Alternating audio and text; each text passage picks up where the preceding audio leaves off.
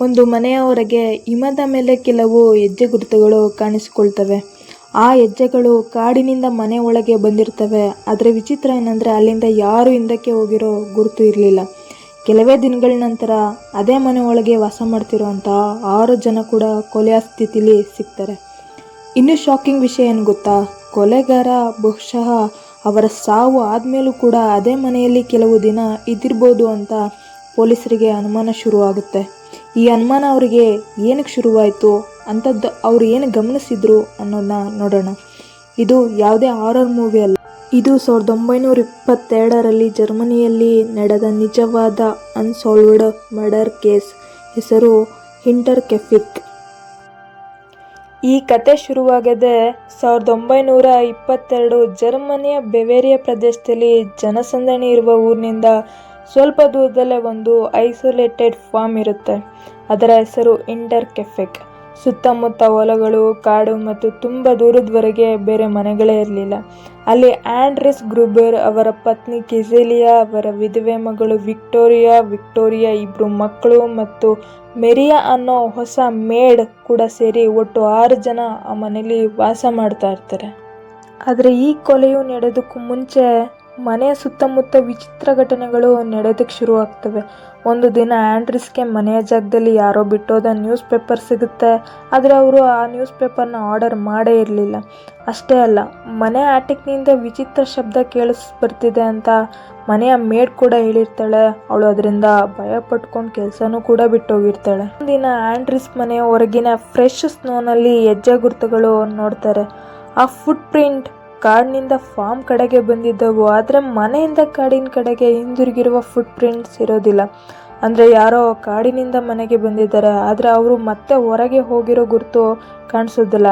ಆಂಡ್ರಿಸ್ ಈ ವಿಷಯನ ಮನೆ ಸುತ್ತಮುತ್ತಲಿರೋ ಜನಗಳಿಗೂ ಕೂಡ ಹೇಳಿರ್ತಾರೆ. ಆದರೆ ಅವರು ಪೊಲೀಸರಿಗೆ ರಿಪೋರ್ಟ್ ಮಾಡಿರೋದಿಲ್ಲ. ಮಾರ್ಚ್ 31 ಆ ದಿನ ಮೇರಿಯಾ ಅನ್ನೋ ಹೊಸ ಮೇಡ್ ಫಾರ್ಮ್ ಕೆಲಸಕ್ಕೆ ಬಂದಿರ್ತಾಳೆ. ಅವಳಿಗೆ ಇದು ಮೊದಲನೇ ದಿನ ಆಗಿರುತ್ತೆ. ಅವಳು ಬಂದ ಕೆಲವೇ ಗಂಟೆಗಳ ನಂತರ ರಾತ್ರಿ ಮನೆಯೊಳಗೆ ಏನೋ ಭಯಾನಕ ಘಟನೆ ನಡೆದಿರುತ್ತೆ. ತನಿಖೆ ಪ್ರಕಾರ ಗೊತ್ತಾಗುತ್ತೆ, ಆ ರಾತ್ರಿ ಅಥವಾ ಏಪ್ರಿಲ್ 1 ಬೆಳಗ್ಗೆ ಮುಂಜಾನೆ ಆ ಮನೆಯಲ್ಲಿದ್ದ 6 ಜನರು ಕೂಡ ಕೊಲೆಯಾಗಿರ್ತಾರೆ ಅಂತ. ಕೊಲೆಗಾರ ಗುದ್ದಲಿಯನ್ನ ಬಳಸಿ ಮನೆಯವ್ರನ್ನೆಲ್ಲ ಕೊಂದಿರ್ತಾನೆ ಅಂತ ಪೊಲೀಸರು ಒಂದು ಅಂದಾಜನ್ನ ಮಾಡ್ತಾರೆ. 4 ಜನರ ಬಾಡೀಸ್ ಬ್ಯಾನ್ನಲ್ಲಿ ಸಿಗ್ತವೆ. ಆಂಡ್ರೆಸ್, ಅವರ ಪತ್ನಿ ಕೆಜಿಲಿಯಾ, ಮಗಳು ವಿಕ್ಟೋರಿಯಾ ಮತ್ತು ವಿಕ್ಟೋರಿಯಾಳ 7 ವರ್ಷದ ಮಗಳು, ಮತ್ತೆ ಮನೆ ಒಳಗಡೆ ಮೆರಿಯಾ ಮತ್ತು ಚಿಕ್ಕ ಜೋಸೆಫ್ನ ಬಾಡಿ ಸಿಗ್ತವೆ. ಆದರೆ ಇಲ್ಲಿಂದ ಕೇಸ್ ಇನ್ನೂ ವಿಚಿತ್ರವಾಗ್ತಾ ಹೋಗುತ್ತೆ. ಕೊಲೆ ನಡೆದ ತಕ್ಷಣ ಯಾರಿಗೂ ಕೂಡ ಗೊತ್ತಾಗಿರೋದಿಲ್ಲ. ಮುಂದಿನ ದಿನ ಜನರು ಆ ಫ್ಯಾಮಿಲಿಯನ್ನ ಕಾಣಲಿಲ್ಲ. ಮಕ್ಕಳು ಸ್ಕೂಲ್ಗೆ ಬರಲಿಲ್ಲ, ಚರ್ಚ್ಗೆ ಯಾರೂ ಹೋಗಿರೋದಿಲ್ಲ. ಆದರೆ ಯಾರಿಗೂ ತಕ್ಷಣ ಏನಾಗಿದೆ ಅನ್ನೋದು ಕೂಡ ಗೊತ್ತಾಗಿರೋದಿಲ್ಲ. ಫಾರ್ಮ್ನಲ್ಲಿ ಇರೋಂಥ ಪ್ರಾಣಿಗಳು ಹಾಗೆ ಇರ್ತವೆ, ಅವುಗಳನ್ನ ಕೂಡ ಯಾರೂ ನೋಡ್ಕೊಂಡಿರೋದಿಲ್ಲ. ಏಪ್ರಿಲ್ 4ರಂದು ಮನೆಯ ಅಕ್ಕಪಕ್ಕದವರಿಗೆ ಅನುಮಾನ ಜಾಸ್ತಿ ಆಗಿ ಆ ಮನೆಯಲ್ಲಿದ್ದ ಬಾಗಿಲನ್ನು ಹೊಡೆದು ಒಳಗಡೆ ನೋಡಿದಾಗ ಈ ಒಂದು ಬಾಡಿ ಸಿಕ್ಕಿರ್ತವೆ. ಪೊಲೀಸ್ ಇನ್ವೆಸ್ಟಿಗೇಷನ್ ಶುರುವಾಗುತ್ತೆ. ಮೊದಲಿಗೆ ರಾಬರಿ ಇರ್ಬೋದು ಅಂತ ಸಸ್ಪೆಕ್ಟ್ ಮಾಡ್ತಾರೆ. ಆದರೆ ಮನೆಯಲ್ಲಿ ಹಣ ಸಿಕ್ಕಿದ್ರಿಂದ ರಾಬರಿ ಥಿಯರಿ ಕೂಡ ವೀಕ್ ಆಗ್ತಾ ಹೋಗುತ್ತೆ. ಇನ್ನೊಂದು ಶಾಕಿಂಗ್ ಕ್ಲೂ ಕೂಡ ಅವ್ರಿಗೆ ಸಿಗುತ್ತೆ. ಮನೆಯಲ್ಲಿದ್ದ ಪ್ರಾಣಿಗಳಿಗೆ ಯಾರೋ ಆಹಾರ ಕೊಟ್ಟಿರ್ತಾರೆ. ಕಿಚನ್ನಲ್ಲಿದ್ದ ಬ್ರೆಡ್ ಕೂಡ ಬೆಳೆಸಿರ್ತಾರೆ. ಇದನ್ನೆಲ್ಲ ನೋಡಿಬಿಟ್ಟು ಪೊಲೀಸರಿಗೆ ಒಂದು ಅನುಮಾನ ಶುರುವಾಗುತ್ತೆ. ಕೊಲೆಗಾರ ಕೊಲೆಗಳನ್ನ ಮಾಡಿ ಕೂಡ ಇದೇ ಮನೆಯಲ್ಲಿ ಇದ್ದು ಆಮೇಲೆ ಎಲ್ಲೋ ಹೋಗಿದ್ದಾನೆ ಅನ್ನೋ ಅನುಮಾನ ಅವರಿಗೆ ಶುರುವಾಗುತ್ತೆ. ಇದನ್ನ ಇಮ್ಯಾಜಿನ್ ಮಾಡ್ಕೊಳ್ಳಿ, ಒಂದು ಐಸೋಲೇಟೆಡ್ ಫಾರ್ಮ್ ಹೌಸ್, ಒಳಗೆ 6 ಜನರ ಬಾಡೀಸ್, ಹೊರಗೆ ಯಾರಿಗೂ ಏನೂ ಗೊತ್ತಿಲ್ಲ.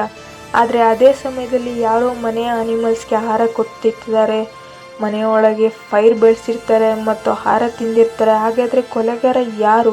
ಅವನು ಮನೆಯೊಳಗೆ ಎಲ್ಲಿ ಅಡಗಿದ್ದ? ಅಥವಾ ಅವನಿಗೆ ಆ ಮನೆಯ ಬಗ್ಗೆ ತುಂಬ ಚೆನ್ನಾಗಿ ಗೊತ್ತಿತ್ತಾ? ಕಳ್ಳತನದ ಉದ್ದೇಶ ಇಲ್ದಿರೋ ಅಂತಹ ಕೊಲೆಗಾರ ಆ ಕೊಲೆಗಳನ್ನ ಏನಕ್ಕೆ ಮಾಡ್ದ ಅನ್ನೋದೇ ಒಂದು ದೊಡ್ಡ ಕ್ವಶನ್ ಮಾರ್ಕ್.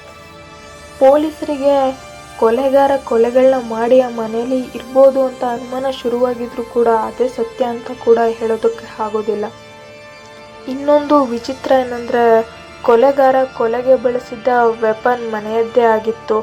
ಆ ವೆಪನ್ ತಕ್ಷಣ ಸಿಗಲಿಲ್ಲ. ಮುಂದಿನ ವರ್ಷ ಫಾರ್ಮ್ ಬಿಲ್ಡಿಂಗ್ ಡೆಮೋಲಿಷ್ ಮಾಡುವಾಗ ಆ ಒಂದು ವೆಪನ್ ಒಂದು ಹಿಡನ್ ಸ್ಪೇಸ್ನಲ್ಲಿ ಸಿಗುತ್ತೆ. ಅಂದರೆ ಕೊಲೆಗಾರ ವೆಪನ್ನನ್ನು ಅಲ್ಲಿ ಹೈಡ್ ಮಾಡಿದ್ದ ಅನ್ನೋ ಸಾಧ್ಯತೆ ಕೂಡ ಹೆಚ್ಚಾಗುತ್ತೆ. ಪೊಲೀಸ್ ಹಲವಾರು ಜನರನ್ನ ಸಸ್ಪೆಕ್ಟ್ ಮಾಡ್ತಾರೆ. ಅಕ್ಕಪಕ್ಕದವರಿಂದ ಹಿಡಿದು ಸ್ಟ್ರೇಂಜರ್ಸ್ವರೆಗೂ ಕೂಡ ಹಲವಾರು ಥಿಯರೀಸ್ ಇನ್ವೆಸ್ಟಿಗೇಷನ್ನ ಮಾಡ್ತಾರೆ. ಆದರೆ ಯಾರ ಮೇಲೂ ಕೂಡ ಸಾಕಷ್ಟು ಎವಿಡೆನ್ಸ್ ಸಿಗೋದಿಲ್ಲ.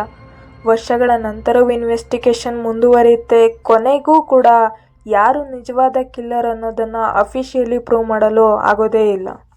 ಕೊನೆಯದಾಗಿ ಕಾಡೋ ಪ್ರಶ್ನೆ, ಆ ಕೊಲೆಗಾರ ಯಾರು? ಕಳ್ಳತನ ಉದ್ದೇಶ ಇಲ್ಲ ಅಂದಮೇಲೆ ಆ ಮನೆಗೆ ಏನಕ್ಕೆ ಬಂದ? ಆ ಮನೆಯಲ್ಲಿದ್ದ 6 ಜನರನ್ನು ಯಾಕೆ ಕೊಲೆ ಮಾಡ್ದ? ಆ ಮನೆಯವರ ಮೇಲೆ ಯಾವುದಾದ್ರೂ ಹಳೆ ದ್ವೇಷ ಇತ್ತಾ? ಆ ಮನೆಗೆ ಆ ವ್ಯಕ್ತಿ ಮೊದಲೇ ಗೊತ್ತಿದ್ನಾ ಅನ್ನೋದು ಇನ್ನೂ ಗೊತ್ತಾಗದ ಅತ್ಯಂತ ರಹಸ್ಯ ಸತ್ಯ. ಅದಕ್ಕಾಗಿಯೇ ಇಂಟರ್ಕೆಫೆಕ್ ಜರ್ಮನಿಯ ಅತ್ಯಂತ ಭಯಾನಕ ಅನ್ಸಾಲ್ವ್ಡ್ ಮಿಸ್ಟರಿ ಕೇಸ್ಗಳಲ್ಲಿ ಒಂದಾಗಿದೆ.